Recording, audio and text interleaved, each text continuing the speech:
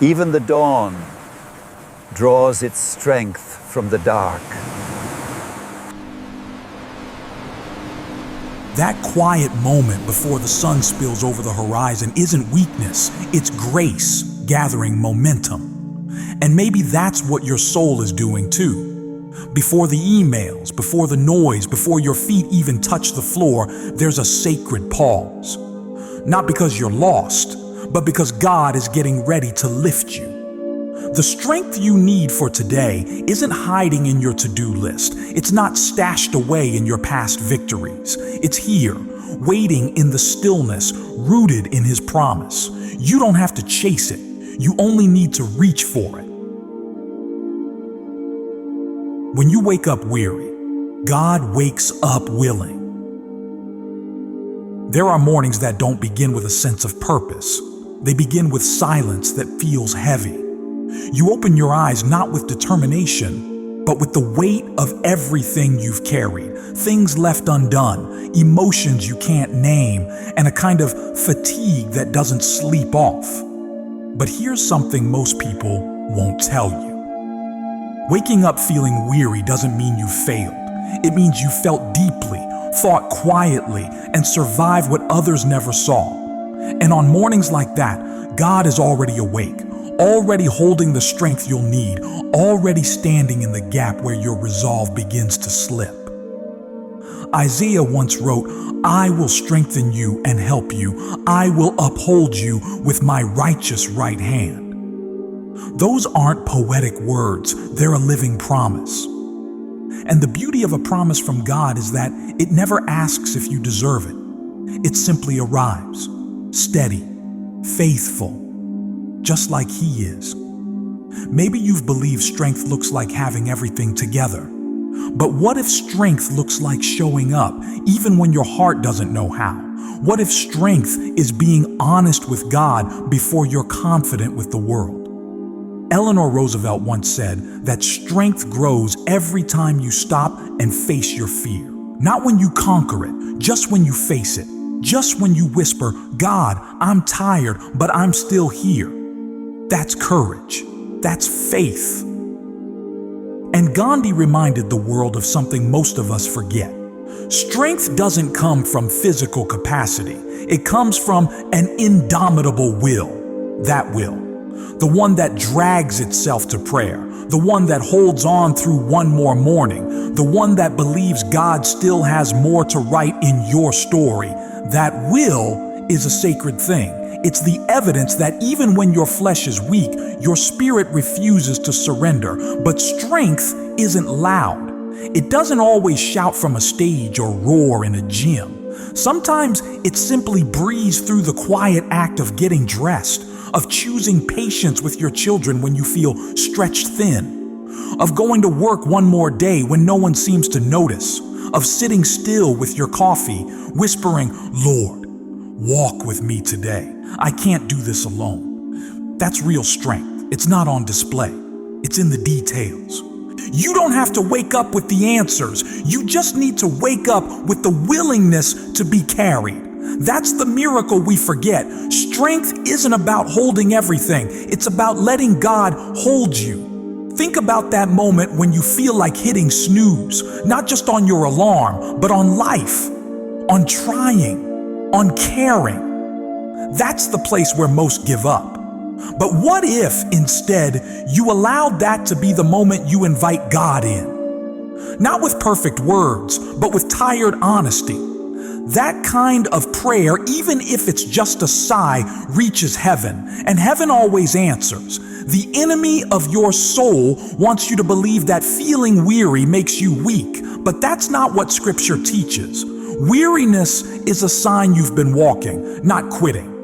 And even Jesus, when He walked among us, grew tired.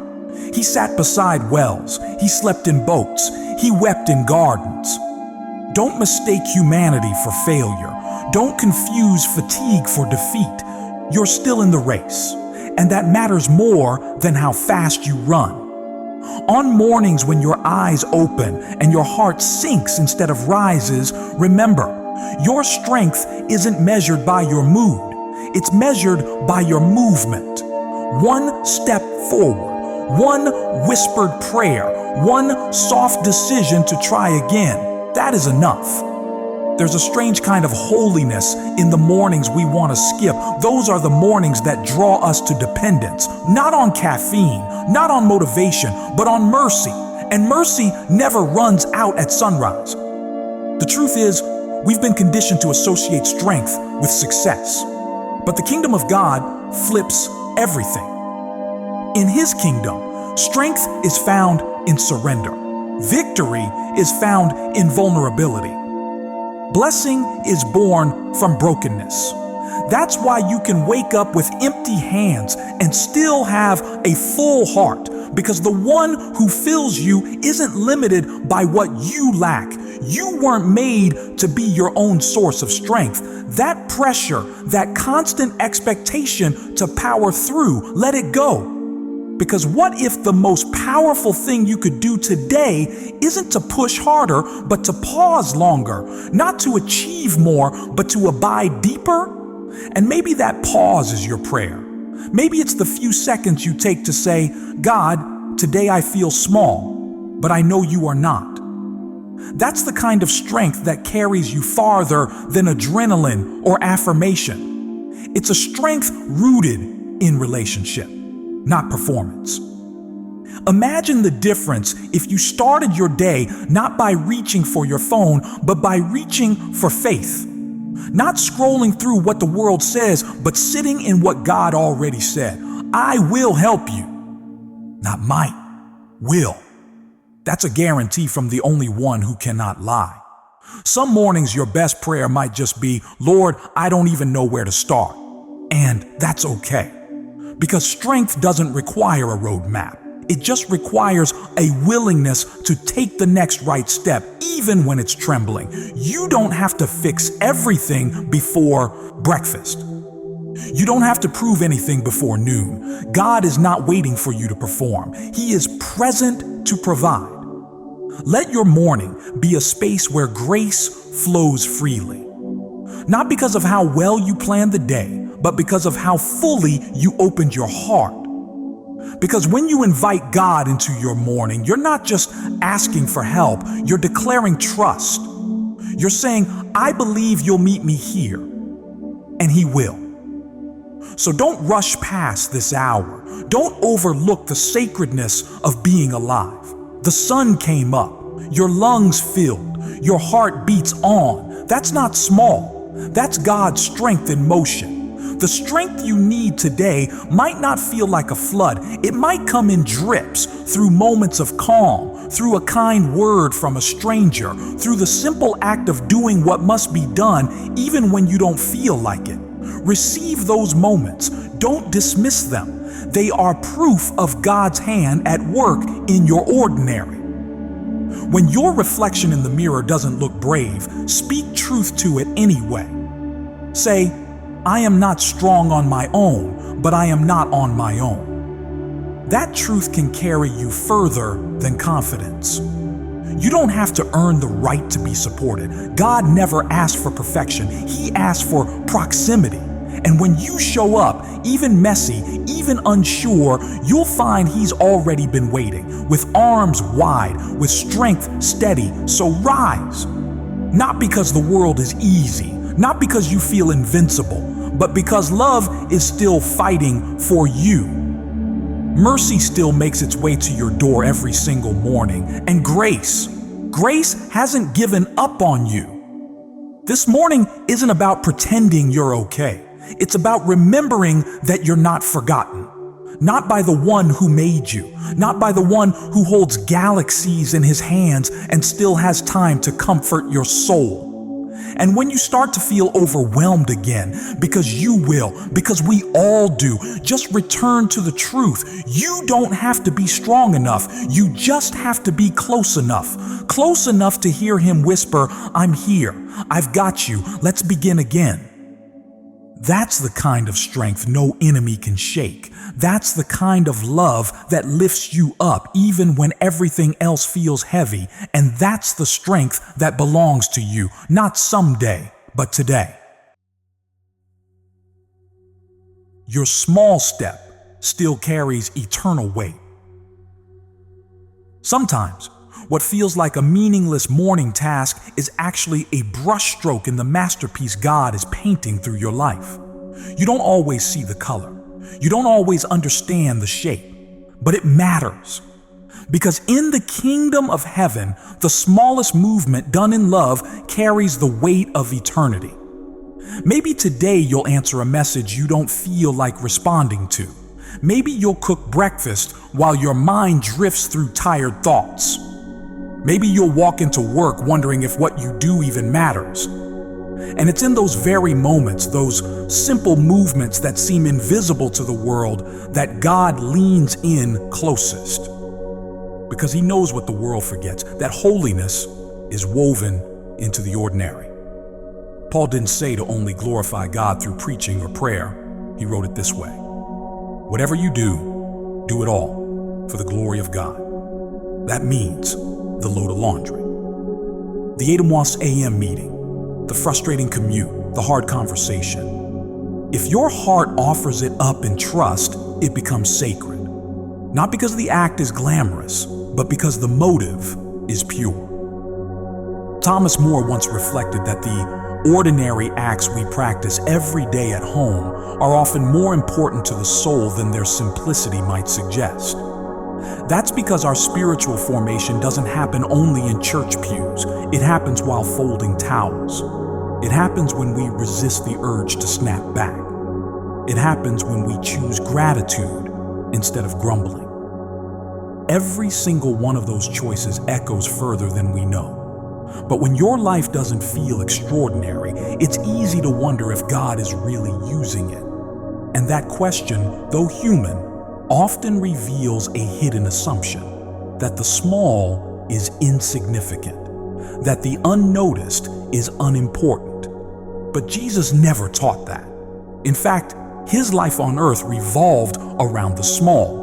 He knelt beside the forgotten. He touched the untouchable. He praised the widow's coin. His miracles didn't require grand stages. They required surrendered hearts. When you feel like your day is nothing but a string of repeated actions, remind yourself of this. Repetition is where transformation begins. The world may not applaud it. Your phone won't buzz with notifications for it, but heaven watches. Heaven remembers. Vincent van Gogh, whose life was filled with unseen effort and inner battles, once said that great things are done by a series of small things brought together. That's not just art, that's obedience, that's resilience. That's how God builds something eternal through hands that feel too tired to hold much. If your step feels small today, if your prayer feels weak, if your smile to a stranger feels like it changed nothing, pause. You don't know what heaven did with it. And more importantly, you don't need to know. God doesn't invite you into results. He invites you into relationship. He doesn't ask you to understand his timing. He asks you to trust his heart. Think about a seed. Nothing about it looks powerful. It's silent, buried, hidden. But deep within, it is a design waiting to bloom. And all it needs is consistency, the right light, the right time. You are no different. You might feel buried by schedules, setbacks, or silence, but in God's hands, buried is not the same as forgotten. It's preparation. And the watering you do today, even if it feels thankless, is tending to a future harvest. What if you stopped measuring your day by productivity and started measuring it by faithfulness? What if success wasn't defined by outcomes, but by obedience? What if the most impressive thing you do today is forgive someone who never said sorry, or stay kind when you're running on empty, or keep moving forward even when clarity hasn't arrived yet? Those moments, small, often unseen, are not wasted. They are seeds, seeds of trust, seeds of character, seeds of strength. And the harvest they produce might not show up in your bank account or resume, but it will show up in your soul. And one day, That quiet strength will be what carries someone else when they're ready to give up. There's a kind of courage that doesn't roar. It simply gets up, puts on the same uniform, faces the same responsibilities, and says, "Lord, I offer this to you." That kind of courage is fierce in its gentleness, powerful in its persistence, sacred in its stillness. And when you begin to feel like none of it counts, take comfort in this. God sees what no one else celebrates. Every dish you wash with love, every prayer you whisper when no one is watching, every time you choose patience over anger, heaven records it all. And one day, what was done in secret will shine in eternity. Even the moments when you don't feel spiritual are part of your sanctification. Faith isn't about always feeling inspired. Faith is about staying steady. It's about doing the next right thing, not because it's dramatic, but because it's right. And God honors that kind of steadiness. He builds upon it. He multiplies it. Sometimes the biggest shift in your life won't come through a breakthrough moment. It will come through 100 quiet decisions that slowly change who you are. And every one of those decisions begins when you realize that your daily life isn't just about surviving, it's about shaping, it's forming something eternal in you. So maybe you'll never preach to a stadium, maybe you'll never write a book or lead a movement. But that doesn't mean your life doesn't carry weight. Because every soul you touch with gentleness, every child you raise with prayer, every neighbor you greet with kindness, that's ministry. That's mission. That's strength made visible in the way you love. It's easy to overlook the impact of a soft heart in a loud world, but God has never needed noise to bring change. He starts small. Whisper, a touch, a single act of obedience. That's how the kingdom works. It grows like a mustard seed, unnoticed at first, but unstoppable in time. Don't underestimate what's happening in the seemingly quiet corners of your life. They are not delays. They are not distractions. They are the soil God is using to grow endurance, humility, and compassion within you. The more faithful you are in what feels small, the more room you give God to do something extraordinary in your heart. This doesn't mean every task becomes easy or that your routine will feel spiritual, but it does mean that every step can become sacred. And when you start seeing your day that way, everything changes. Suddenly, you don't need validation to feel valuable. You don't need applause to know your worth. You walk in peace because you've already been assigned eternal significance by the one who made you. If you begin this day with weariness, let that be your offering. If you begin with questions, bring them to His feet. You don't need perfect motivation to do something meaningful. You just need a willing heart. One that says, "God, I don't know how this fits, but I'll still give it to you." And somehow, that offering is enough. The world rewards hustle. Heaven rewards heart. The world chases outcomes. Heaven watches over obedience. So even if today doesn't look like much, if it's filled with diapers, spreadsheets, traffic, or silence, it is not wasted. It is not less. It is not invisible to God.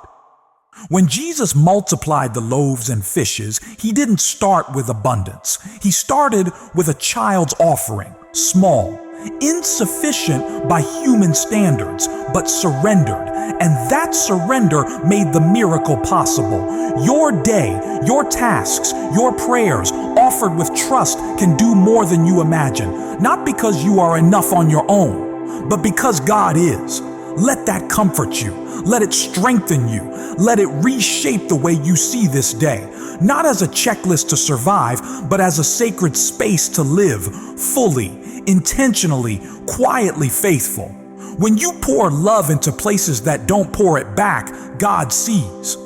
When you continue being faithful in a job that drains more than it fulfills, God notices. When you pray for someone who never even says thank you, God smiles. That's strength. Not the kind that flexes, but the kind that stands firm. You don't need a spotlight to carry light. Your presence, when centered in Christ, is a reflection of His glory, even if no one says it out loud. And one day, all those small steps you took, all those sacrifices you made in secret, will become a legacy of grace that outlives you. That's the beauty of walking with God. Nothing is wasted. Not even your waiting, not even your unnoticed kindness, not even your quiet persistence.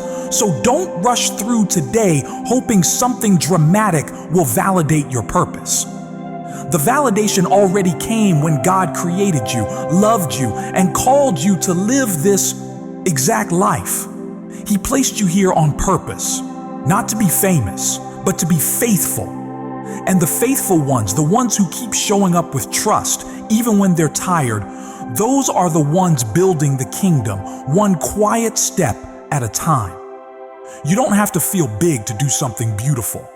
You just have to offer the small with love. So start the coffee, tie the shoelaces, say the prayer, answer the call, and do it all, not because it makes headlines, but because it makes heaven rejoice. God's power begins where your control ends. We hold tightly to what we understand. We plan, predict, schedule, and strategize, hoping that if we just stay in control, everything will stay afloat. But what happens when the plan unravels? When the answers don't come? When the very thing you built your peace on begins to shake beneath you? Most people panic. But those who've walked long enough with God eventually realize the end of control is not the beginning of chaos. It's the beginning of surrender. And real surrender is not weakness. It's the strongest thing you'll ever do. The Apostle Paul wrote something radical, something that cuts straight across our desire to hold everything together. He said, "My grace is sufficient for you, for my power is made perfect in weakness." To 2 Corinthians 12:9. That verse doesn't ask you to perform. It invites you to release. It doesn't shame you for being overwhelmed. It welcomes you to be held.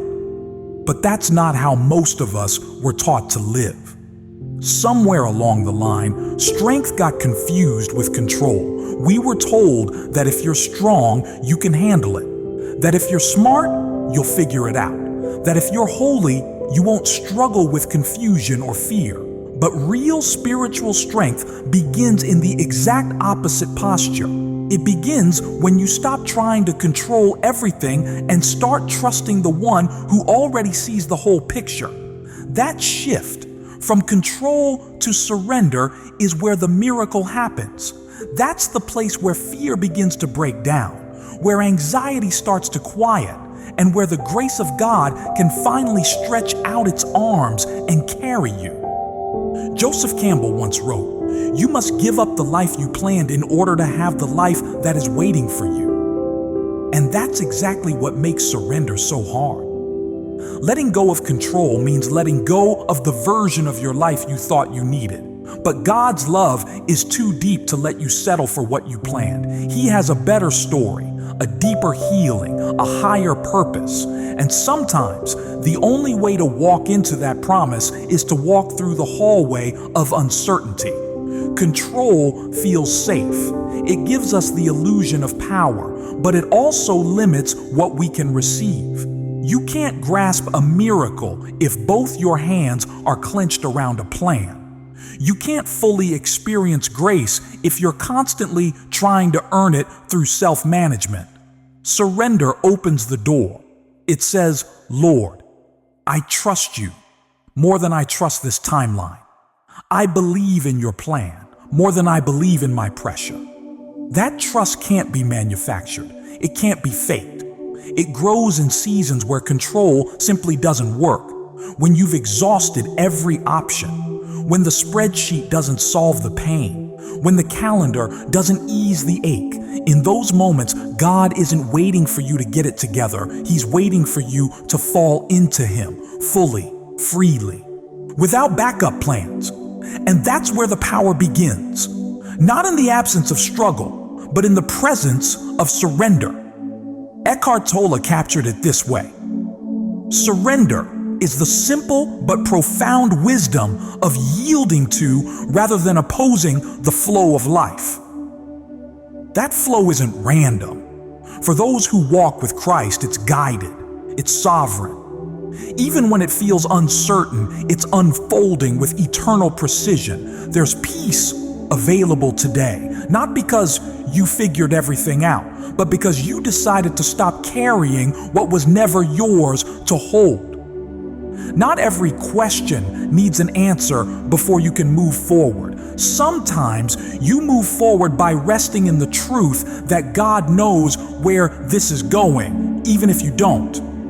It's a strange paradox. The moment we let go is the moment we're finally held. The moment we stop trying to be strong is the moment we're surrounded by strength that doesn't run out. And that's the kind of strength you need today. The kind that doesn't demand you hold the world together. The kind that whispers, "Let go, I've got this." Imagine what would happen if, instead of pushing through your day with white-knuckle intensity, you paused, breathed, and asked, "God, what are you doing here that I can't see yet?" That single question reorients your soul. It shifts the spotlight off your performance and onto His presence. And in that presence, control becomes unnecessary. So much of your anxiety doesn't come from the problem itself. It comes from your expectation that you should already know how to fix it. But God is not disappointed in your confusion. He is not irritated by your uncertainty. He doesn't roll His eyes when you admit, "I don't know what to do." He draws near. He leans in. He says, "Good, now we can begin." This isn't passive resignation. Surrender is not giving up, it's giving in. It's not saying life will never change. It's saying, "Lord, I'm done trying to force it to change in my own strength. I'm giving it back to you." That's where transformation lives, in the hands that open, in the heart that bows, in the soul that finally stops striving and starts trusting. And trust doesn't mean everything suddenly feels easy.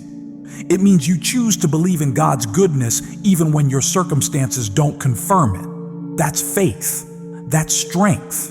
That's where peace grows, not in the absence of storm, but in the awareness that Jesus is in your boat. You may not be able to control the diagnosis, the delay, or the detour, but you can choose how deeply you lean into the arms of grace. And those arms have never dropped anyone who fell into them completely. What if today you gave yourself permission to not have all the answers? What if you let the tears come without shame? What if you set down the spreadsheet, the schedule, the pressure, and just sat still long enough to say, "God, I need you more than I need a plan"? You wouldn't lose progress. You'd gain peace. Sometimes God won't answer the prayer the way you want it, not because He doesn't love you, but because He knows something you don't. He sees how one closed door leads to a corridor of deeper healing. He sees how one delay protects you from a future regret. He sees what your heart will become when it learns to live in dependence. Control tries to protect us from pain, but surrender allows God to transform it. And the transformation that happens in surrendered people is far more powerful than anything control could manufacture, because control wants to fix. Surrender invites restoration, and restoration is God's specialty. He never asks for a polished version of you. He asks for your honest self, the one who's tired, the one who's scared, the one who's tried to do it all and now feels the cracks. That's the version He welcomes. That's the version He strengthens. And when you give Him that, when you stop pretending and start trusting, you become a vessel for something far more beautiful than certainty. You become a vessel for grace, for renewal, for a peace that surpasses all understanding. the kind that doesn't require everything to make sense. When Jesus knelt in the garden before the cross, he didn't speak words of performance. He spoke the language of surrender. Not my will, but yours be done. And in that surrender, heaven moved. Redemption began. The world shifted. If that's how God worked in his own son's life, why would we think our surrender means failure? Today, whatever it is you're gripping tightly, release it. Whatever you've been obsessively trying to manage, offer it.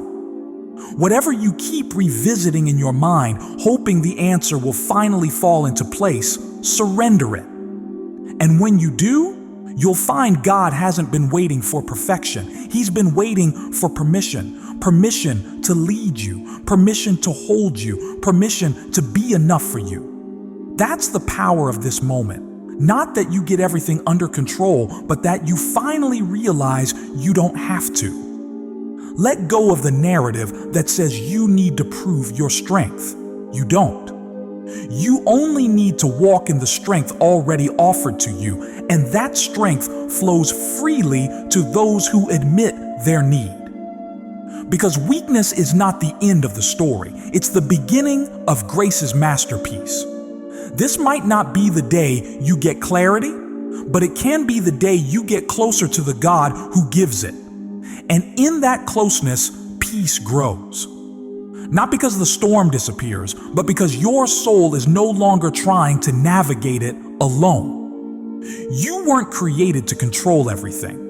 You were created to walk in communion with the one who does. And that communion?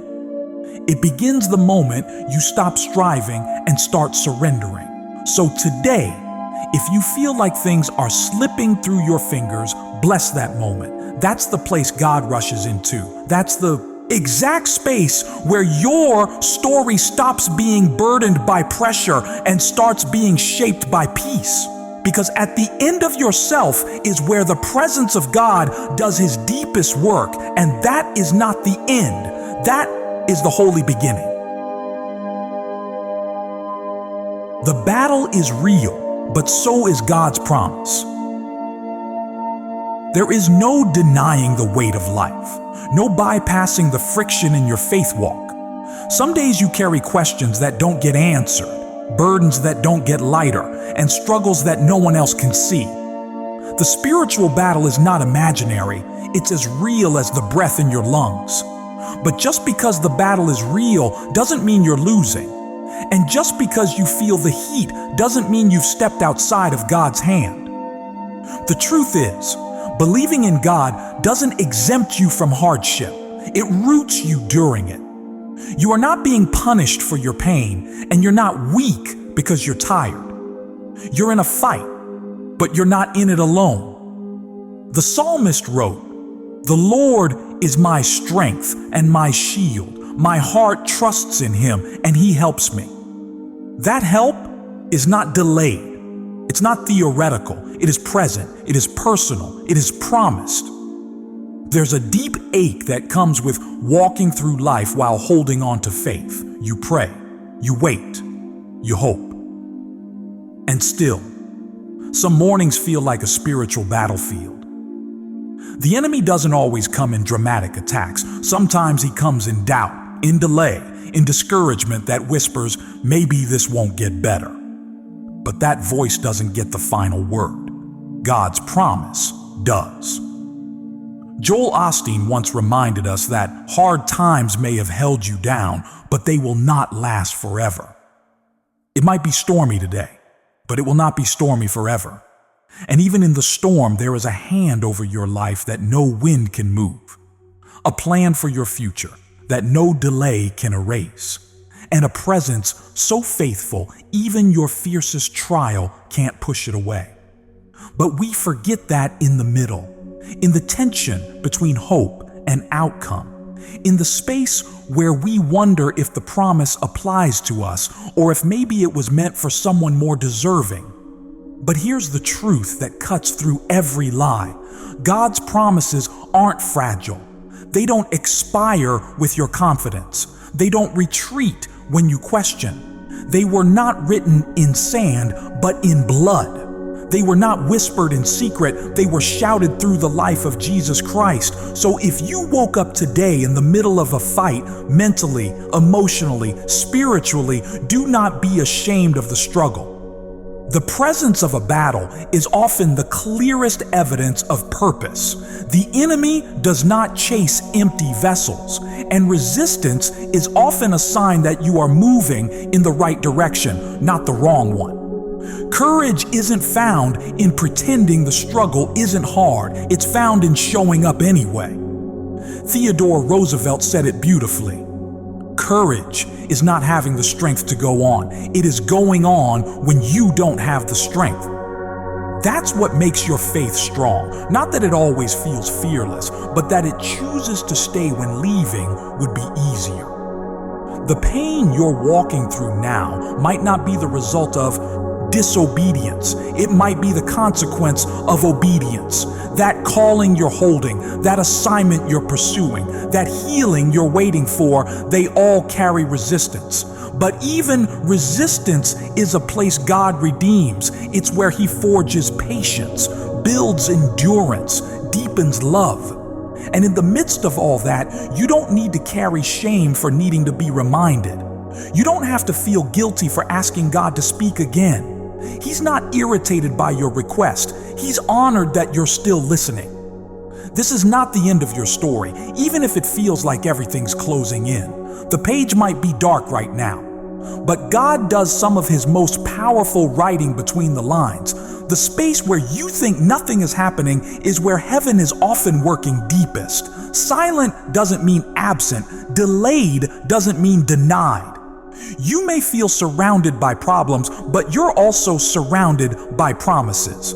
Not vague ones, not motivational phrases, promises that are etched into the eternal heart of God, promises that have carried generations, promises that still whisper, "I'm with you," when everything else shouts, "You're alone." And sometimes what you need isn't more information, it's more intimacy. Not more steps to fix things, but more space to let God remind you, "I see you. I know how long it's been, and I have not forgotten." The moment you stop measuring God's faithfulness by the speed of your outcomes is the moment you begin to walk in real peace. Because peace doesn't grow in control, it grows in confidence, not in yourself, but in Him. Even now, the presence of God is not waiting for your situation to shift before He draws near. He's already close, right here, right now. And He has something deeper for you than understanding. He has sustaining grace. Sometimes you won't get the resolution you want on your timeline, but you'll get something better. The revelation that He is still good even when life is still hard. And that realization, that is the foundation that no storm can shake. Remember this, God is not threatened by the scale of your problem. He doesn't flinch at the complexity. He doesn't back away from the broken. He doesn't second guess what He promised because of how things look right now.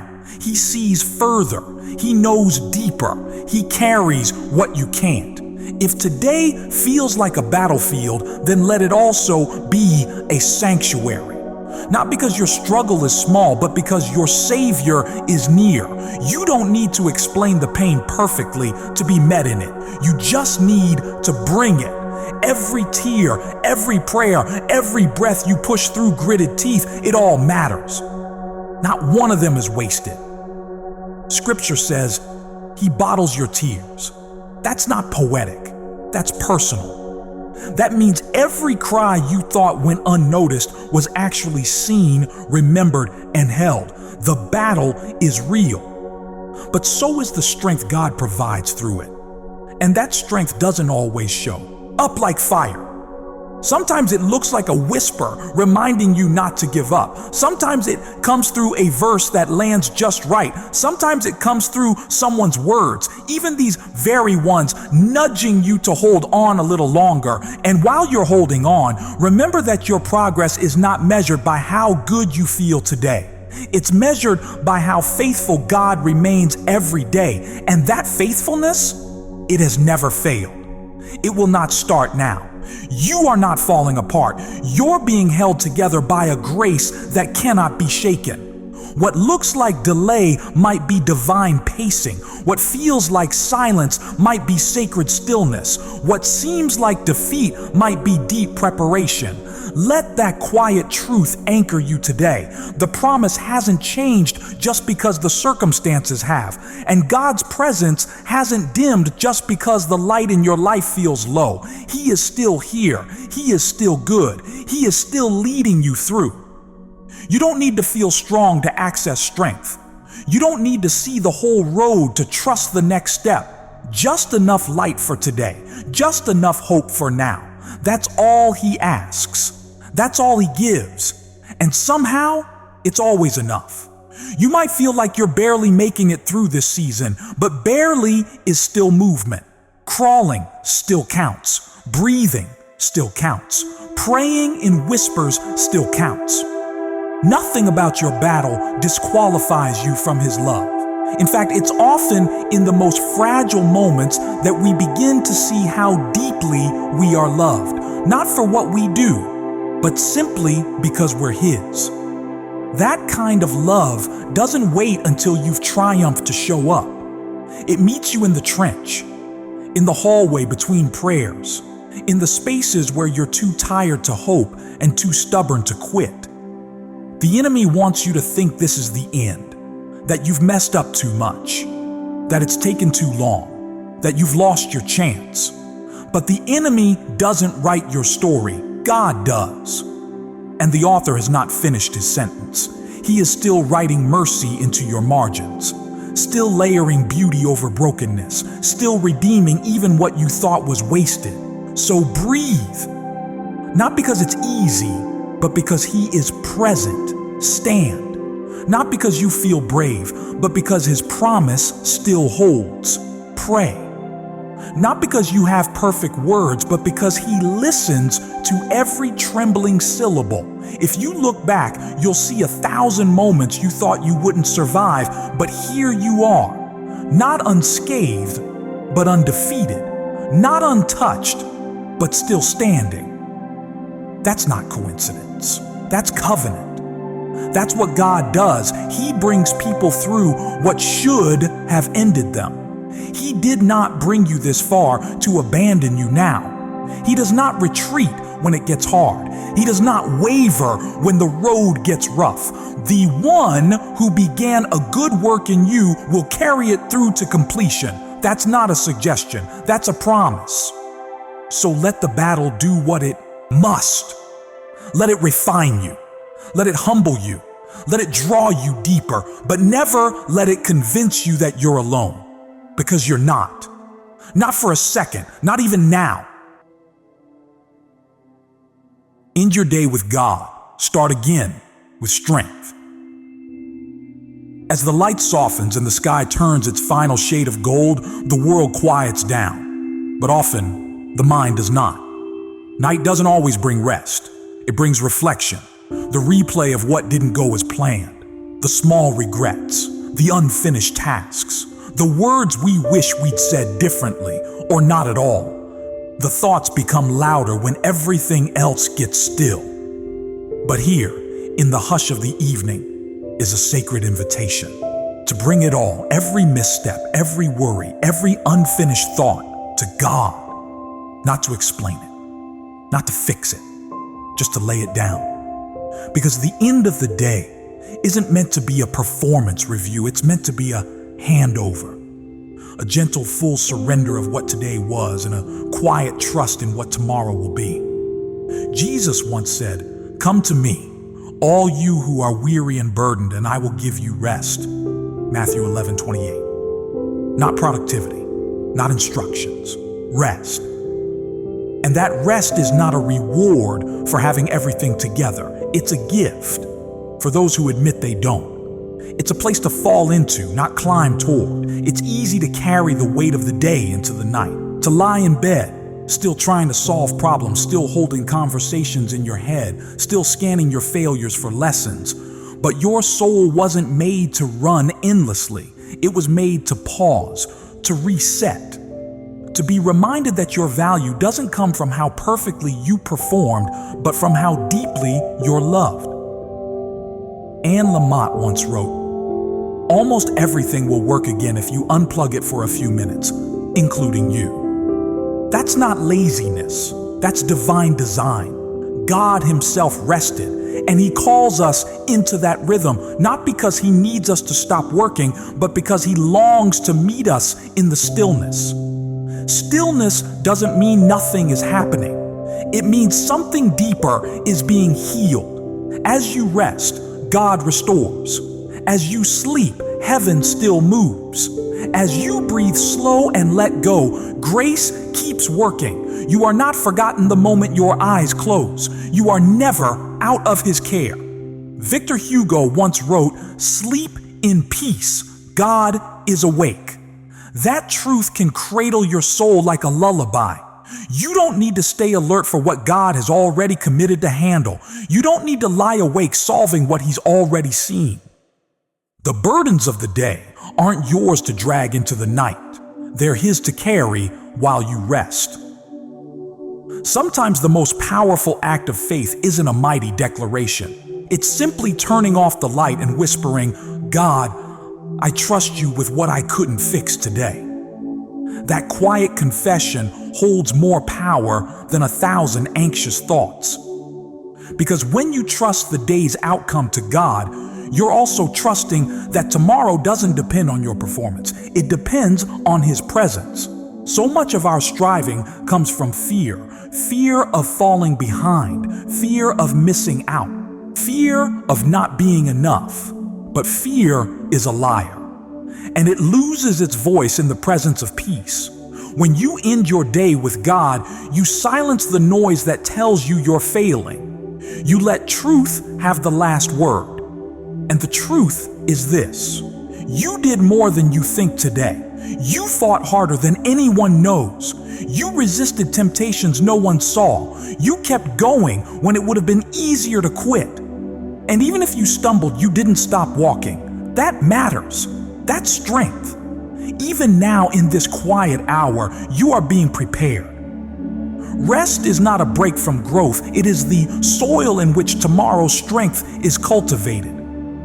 When you give your body rest, you give your soul space to be reminded. God never sleeps. He never forgets. He never pauses in His love toward you. Let that settle your mind. Let that truth press gently against every anxious thought. You're not behind. You're not alone. You're not too much. You're not too late. You are simply in progress, and God is not finished with you yet. Whatever today looked like, however messy or mundane, it's already under grace. And whatever tomorrow holds, you don't have to fear it. You don't even have to figure it out yet. You only have to show up again and let Him meet you there. There's a sweetness in starting again. Not because you have to earn a clean slate, but because mercy renews without asking for credentials. The sunrise doesn't wait for your success to show up. It arrives because grace says you still have a purpose here, a life to live, a God to trust. Ending your day with God doesn't require a long prayer. It can be a deep breath, a surrendered thought, a whispered thank you, a silent nod that says, "I'm still here, and I still believe you are too." That's enough. That's the kind of faith that changes everything. And when tomorrow comes, when the alarm sounds and the light peeks through your curtains, you don't have to start with anxiety. You can start with assurance that the same God who held you through the night will strengthen you for the morning. You won't have to manufacture energy. You'll receive grace. You won't have to pretend to be fine. You'll be met in your honesty. There's something sacred about being human, about needing rest, about waking with questions but still choosing to rise. That rhythm of laying down, letting go, and getting up again is not failure. It's holy. It's the rhythm of resurrection, of daily redemption, of beginning again in the arms of the one who never left. So let yourself rest. Let the past stay in today. Let God do the keeping while you do the sleeping. And when you rise again, don't carry guilt, carry gratitude that you are still becoming, that He is still working, that this life is still unfolding. Because each time you end your day with God, you're reminding your soul that your story is safe, not in your own hands, but in His. So if no one has told you this today, hear it now. You did enough. You're not too late. You are still loved, and you are being carried. You don't have to fear the weight of tomorrow, because the strength you need will find you when the morning comes. You don't have to relive what went wrong today. Grace already covered it. Let your heart rest in the truth that no battle you face is stronger than the one who walks beside you. And as you close this day, remember, you don't need to feel strong to be carried by strength.